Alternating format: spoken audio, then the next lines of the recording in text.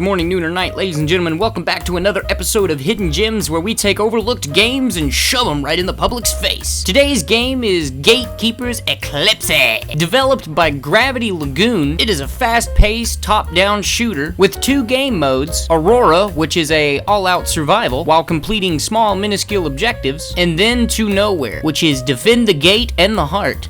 Hence Gatekeeper. With the Aurora game type, it's basically just survive as long as you possibly can while making yourself stronger, and the enemies getting more and more aggressive the longer you survive. The mission objectives for Aurora are pretty straightforward. You basically go to the totem, click E on the totem, and then you just hold out until it charges completely. While you kill enemies, you'll accumulate points of which you will spend at these little obelisks, and they'll give you slight power-ups. The more power-ups you collect, obviously the more powerful you become, and there are a lot of unique power-ups. So yeah, Aurora, that's pretty much all it has to offer, but the gameplay is super addicting. I've accumulated a little more time than I should have in this game. Now moving on to Nowhere. The To Nowhere game mode is, it's kind of literally just a defend mission, where you go through 3 separate waves, defending a gate, and then the final 4th wave, you defend the time of heart time person thing.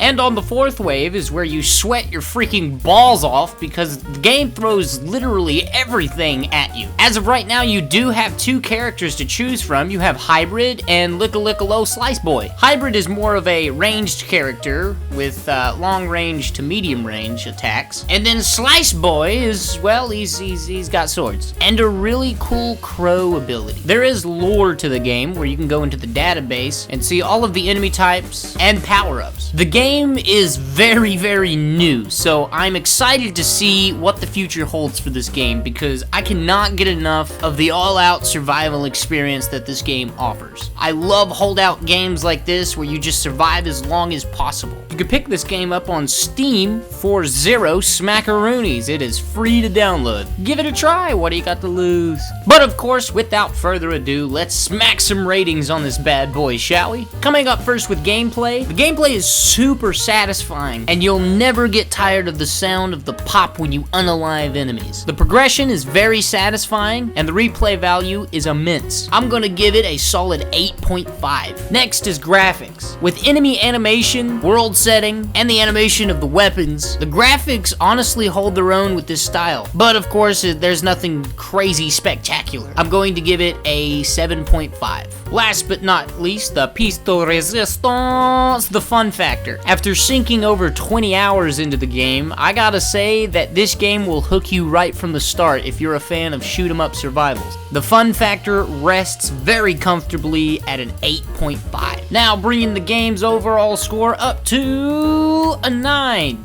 Gameplay's very fun and addicting, soundtrack is off the hook, and the weapons and power-ups go together like peanut butter and jelly. I'm excited to see what lies ahead for this game, but in the meantime, we're gonna wrap up the video here.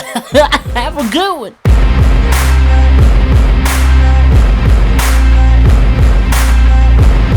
Baby girl, what's your name? Let me talk to you, let me buy you a drink. I'm T-Pain.